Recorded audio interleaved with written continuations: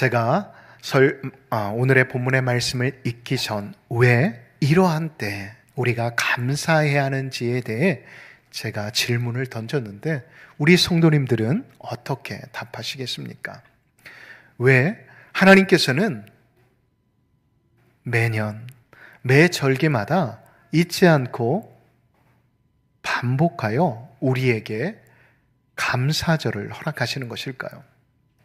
오늘의 본문의 말씀을 여러분 잘 묵상해 보시기 바랍니다. 하나님께서는 이스라엘 백성들에게 감사하라고 이야기하십니다.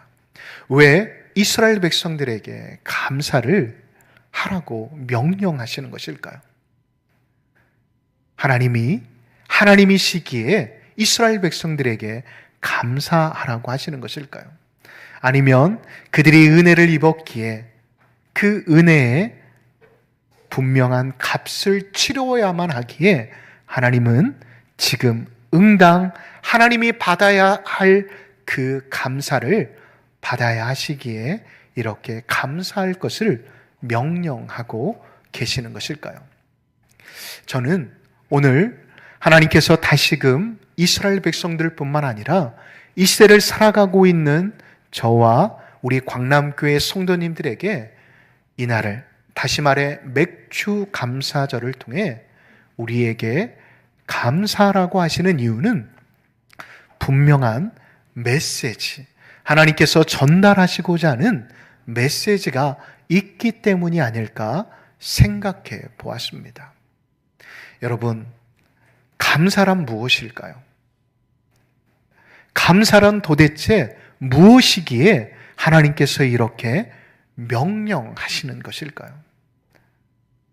그 이유는 여러분, 감사하게 되어지면 우리의 삶의 자리 가운데 예측하지 못하는 일들과 또한 우리의 삶의 자리 가운데 또한 찾아온 매일 반복되어지는 아픔과 슬픔이 있다 할지라도 우리가 감사하게 되면 그 시간, 그 일들을 이길 수 있는 힘, 능력이 생기기 때문입니다. 다시 말해 모든 어려움과 힘듦을 이기는 힘과 능력은 감사에 있기에 하나님은 오늘 이 시대를 살아가는 너무나도 바빠서 감사가 잃어버릴 수밖에 없는, 감사할 시간이 없는 우리들에게 다시금 감사를 명령하고 계신다라는 것을 잊지 않는 복된 오늘 주일이 되시기를 예수님의 이름으로 축복합니다.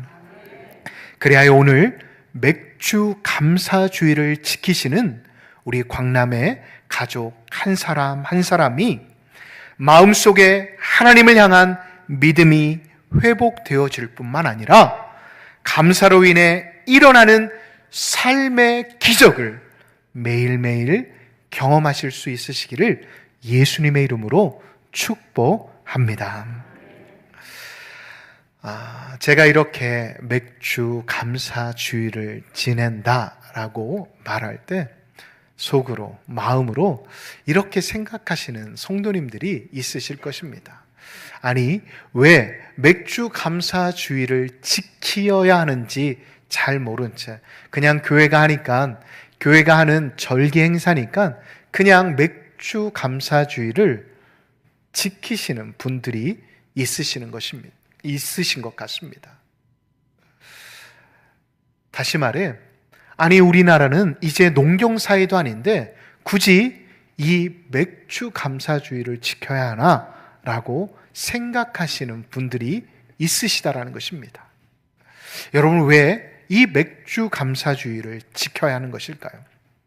저는 이 질문들을 하나로 요약해서 우리 성도님들에게 말씀드리겠습니다.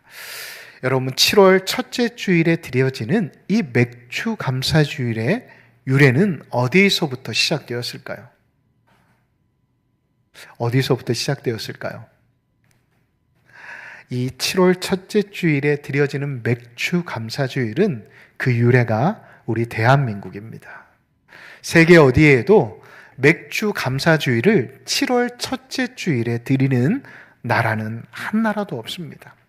우리나라가 40년 전까지만 해도 1차 산업, 농경 문화가 발달하였기 때문에 하나님 앞에 드리는 첫 해 첫 수확, 다시 말해 이모작으로 농경을 지었기 때문에 첫 해 첫 수확인 보리를 하나님 앞에 드림으로 하나님 앞에 맥주 감사 주일로 예배 드렸다라고 합니다. 그렇다면 성경에 기록되어 있는 맥주절과 맥주 감사 주일은 뭐가 다릅니까? 라고 말씀하시는 의문을 가지시는 성도님들이 계실 것입니다. 여러분, 이 맥주절은 여러분들도 잘 알다시피 유대인의 명절 중에 하나입니다. 이 맥주절은 우리가 흔히 잘 알고 있는 오순절, 칠칠절과 동일한 절기입니다. 다시 말해 6월절이 지난 50일째가 되는 날을 이 맥주절, 이 오순절, 이 칠칠절로 지켜집니다.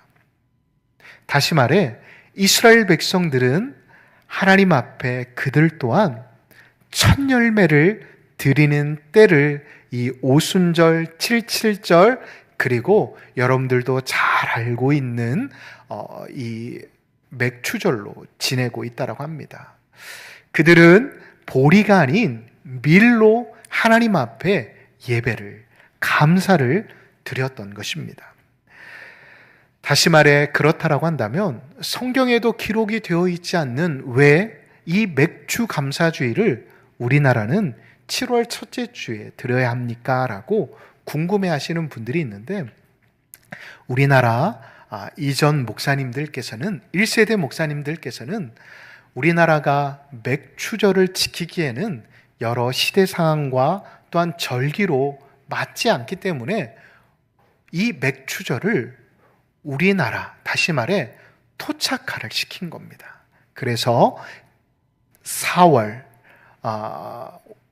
말이나 5월 초가 아닌 우리나라 7월 초 보리를 첫 번째로 수확하게 되어지는 그때를 감사절로 해서 맥주 감사주일로 지내게 되었던 것입니다. 그래서 여러분, 우리나라의 맥주 감사주일은 맥주절과 그 의미는 비슷하지만 좀 다른 절기라는 것을 여러분들이 기억하셨으면 좋겠습니다. 좀 다르다라는 것은 우리가 드려지는 예물과 또한 우리가 드려지는 시기가 좀 다르다라고 생각하시면 좋을 것 같습니다. 자, 우리가 지키는 맥주 감사주일은 이스라엘 백성들의 절기인 맥주절, 그리고 오순절, 칠칠절의 모든 의미를 다 담아내지만 그것 플러스 6개월 동안 우리와 함께 하신 하나님, 6개월 동안 우리의 삶의 자리 가운데 베풀어 주신 하나님의 은혜에 감사하는 절기다라고 생각하시면 좋을 것 같습니다.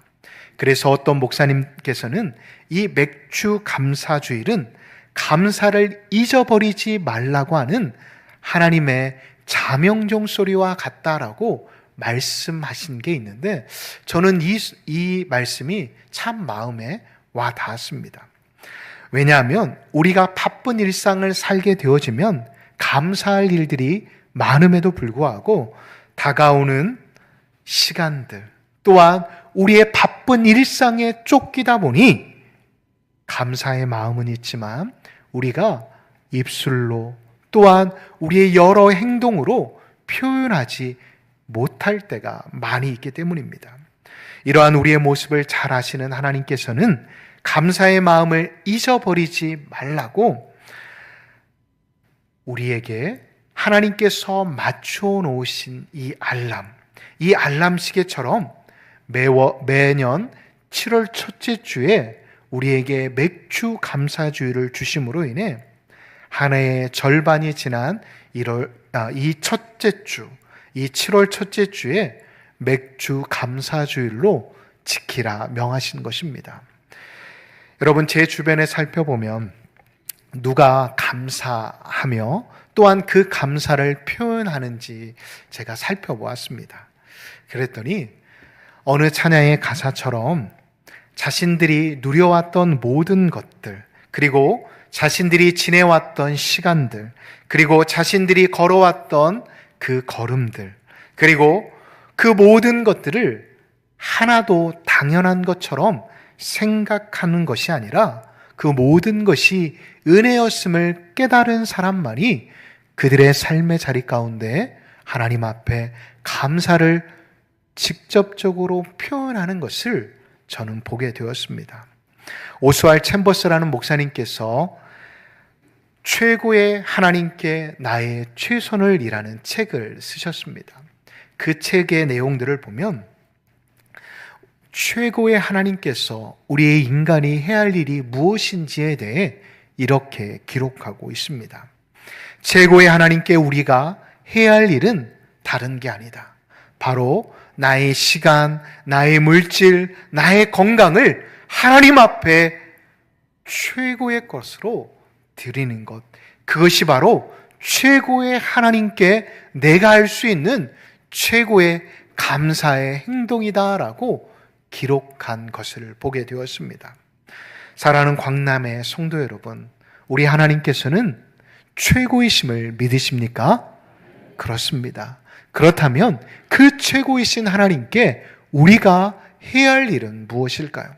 바로 내가 가진 시간, 물질, 건강을 하나님 앞에 아낌없이 내어놓는 것, 그것이 바로 최고의 하나님께 우리가 최선을 다하는 방법이라는 것을 잊지 않는 저와 성도님들이 되시기를 간절히 소망합니다. 오늘 본문 1절과 3절의 말씀을 보면 하나님께서는 최고의 하나님께 이렇게 하라고 명령하고 계십니다. 그 명령은 바로 처음 열매를 하나님 앞에 드리라라고 명령하고 계시는 것입니다. 그 이유는 무엇일까요? 그 이유는 첫 열매는 모든 열매를 대표하는 것이기 때문입니다. 나의 첫 열매를 드린다라는 것은 나의 모든 것은 하나님의 것입니다 라고 고백하는 신앙의 고백이기 때문입니다. 그런데 첫 열매를 드린다라는 마음은 참 가지기가 쉽지 않은 것 같습니다.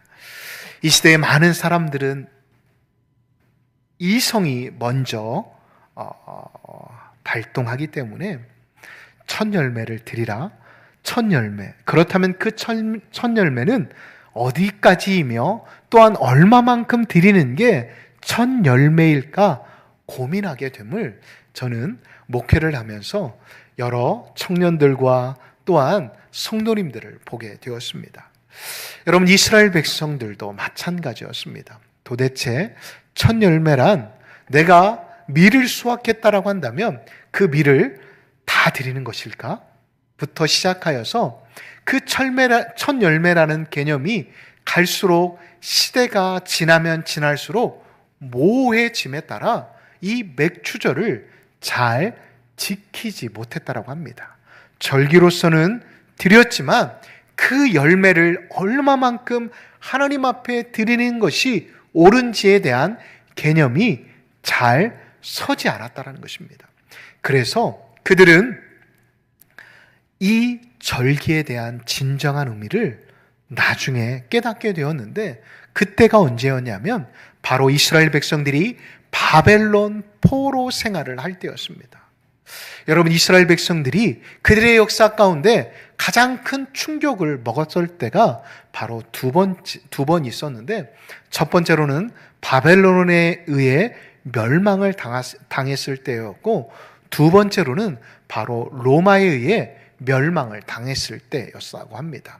그런데 로마에 의해서 멸망을 당했을 때보다도 이스라엘 백성들은 바벨론에 의해 이 이스라엘이, 유다가 멸망했을 때 가장 큰 충격을 먹었다고 합니다. 왜냐하면 처음 이스라엘 백성들이 자신의 땅이 아닌 외국에서 포로 생활을 했을 뿐만 아니라 그들이 떠나올 때 예루살렘 성이 처참하게 파괴되었을 뿐만 아니라 우상의 제물들이 그곳에서 제사되었기 때문이었습니다. 그래서 이스라엘 백성들이 바벨론 포로 생활을 하면서 왜 자신들이 이렇게 될 수밖에 없는지에 대해서 곰곰이 자신들의 인생을 돌아보았다고 합니다. 도대체 무엇이 문제였나? 도대체 하나님께서 자신들을 왜 이렇게 심판하실 수밖에 없었는지에 대해 골똘하게 되었다고 합니다. 그래서 70년이 지난 다음 다시금 그들의 땅, 약속의 땅에 돌아와 그들이 한 행동이 무엇이었을까요? 우리 느헤미야 10장 35절을 눈으로 한번 보도록 하겠습니다. 그들은 이렇게 고백하고 있습니다. 해마다 우리 토지의 소산에 만물과 각종 과실의 첨 열매를 여호와의 전에 드리기로 제사장들과 이스라엘 백성들이 약속을 체결한 것입니다. 다시 말해 그들끼리의 약속뿐만 아니라 하나님 앞에 서원하였음을 성경은 기록하고 있습니다. 여러분, 우리 역시도 마찬가지입니다. 우리 역시도 하나님 앞에 첫 열매를 드리는 게 참 중요합니다. 그래서 저는 청년부를 사역할 때마다 항상 청년들에게 그렇게 이야기를 했습니다. 얘들아, 너희들의 인생 가운데 첫 아르바이트를 하든 첫 직장을 가든 그 열매는 너의 것이 아니다. 그것은 하나님의 것이기에 하나님 앞에 드렸으면 좋겠다라고 제가 이야기를 한 적이 있습니다. 그래서 저는 청년부를 사역할 때마다 우리 청년들이 다는 아니었지만 그래도 하나님 앞에 그들이 받았던 첫사랑, 첫 은혜를 잊지 않도록 기억하였습니다. 저 역시도 마찬가지였습니다. 저 역시도 첫 아르바이트를 제가 초등학교 6학년 때 뭣도 모르고 친구들의 꾀임에 넘어가서 신문 배달을 한 적이 있었습니다.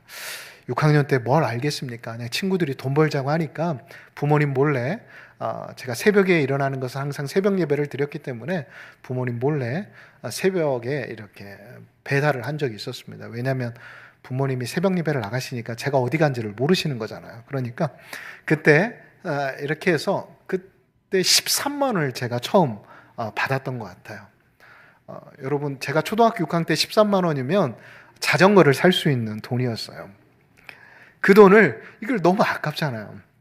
아까운데도 그래, 첫 열매는 하나님 앞에 드려야지 하고 제가 첫 열매를 드린 적이 있고, 신대원을 갔는데 제가 부모님하고 약속했을 때 신대원 때까지는 등록금을 다 주신다라고 약속을 받았기 때문에 이렇게 등록금을 받아서 생활을 했는데 교회에서 장학금을 전액을 준 거예요. 제가 사역을 처음 시작할 때 이 돈을 어떻게 할까라고 고민하다가 제가 학교 밑에 자그마한 개척교회가 있었는데 프로젝트가 없는 거예요. 그래서 어떻게 할까 기도하다가 그때 등록금이 한 300 얼마 정도가 되었던 것 같아요.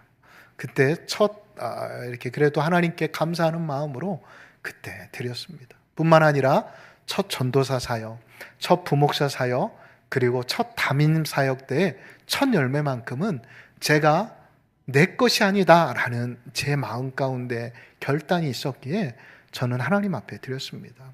제가 하나님 앞에 드렸다라고 여러분 앞에 자랑하는 게 아니라 그러한 고백이 우리의 삶의 자리 가운데 있을 때 우리는 비로소 하나님이 나의 하나님이 되심을 우리가 고백할 수 있기 때문이 아닐까 생각이 되었기 때문입니다. 사랑하는 우리 교회학교 친구 여러분, 그리고 청년 여러분, 그리고 우리 성도 여러분, 여러분들의 인생 가운데 하나님이 주인이심을 여러분 고백하십니까? 대답이 많이 작아지셨네요.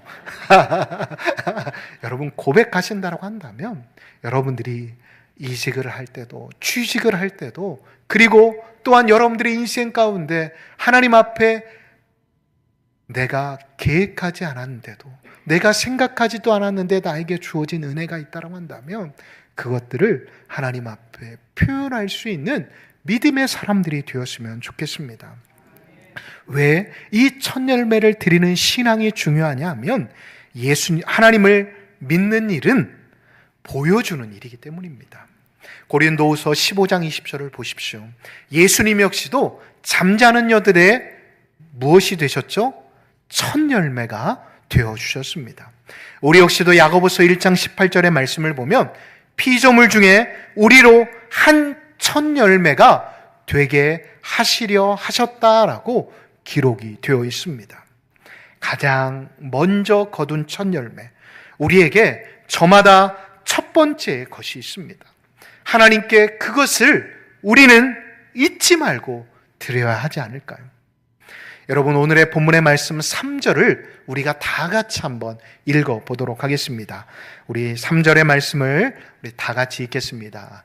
그때 제사장들에게 나아가 그에게 이르기를 내가 오늘 당신의 하나님 여호와께 아뢰니이다.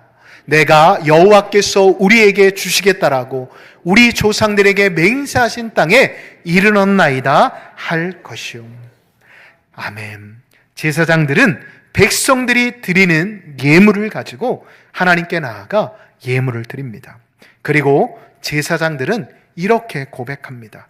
하나님이 우리 조상에게 주시겠다라고 하신 땅에 나를 들어오도록 하신 분은 하나님이심을 저희들이 어떻게 하겠다고요? 잊지 않겠습니다라고 신앙의 고백을 하고 있는 것입니다. 사랑하는 성도 여러분, 첫 열매는 하나님이 여러분들의 재물을, 여러분들의 어떠한 것을 가지고자 하셔서 바치라고 하시는 게 아닙니다. 하나님이 하나님 되심을 너희들이 고백하는지를 보고자 하시는 하나님의 마음, 하나님의 사랑이 담겨져 있다는 것을 잊지 마시기 바랍니다.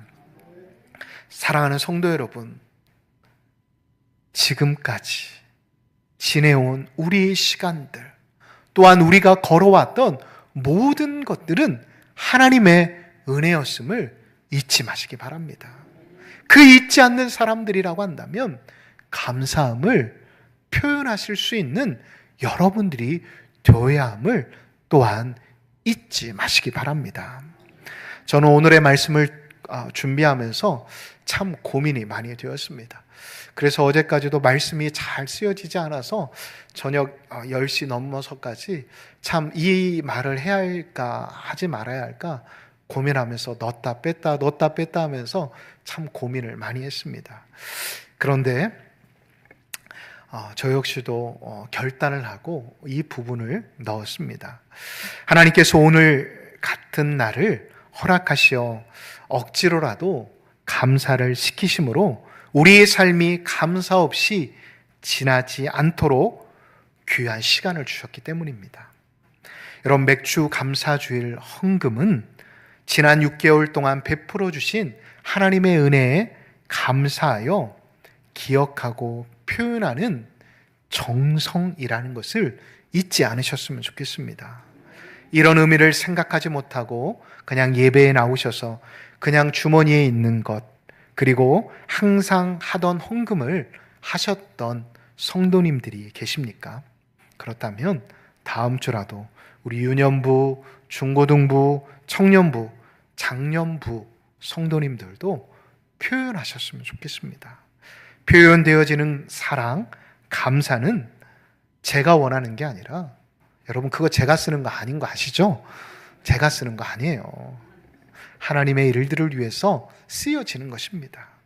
그렇다면 이 예물 속에 감사가 들어있어야 하는데, 지난 6개월 동안 성도님들 삶의 자리 가운데 있었던 감사는 무엇이었습니까?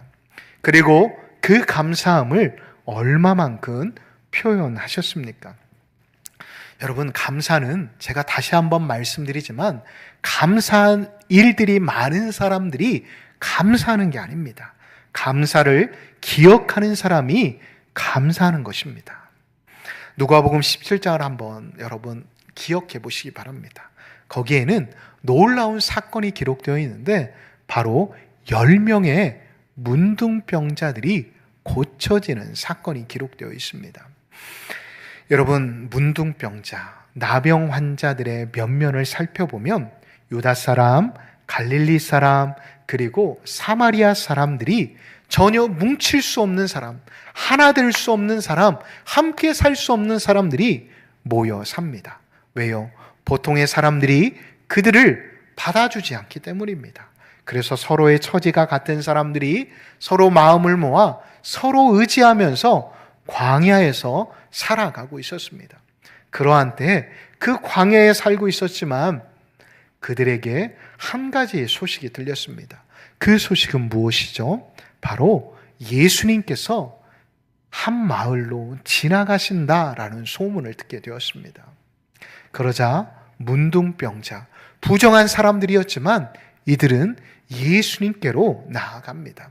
그리고 예수님을 보자마자 이렇게 외치기 시작합니다. 예수 선생이여, 우리를 불쌍히 여겨 주십시오. 그러자 예수님께서는 그들을 긍휼히 여기시고 이렇게 말씀하십니다. 너희들이 가서 제사장들에게 너의 몸을 보이라 라고 말입니다. 그러자 그들이 어떻게 합니까? 의심이 되었지만 그들은 제사장들에게 나아갑니다.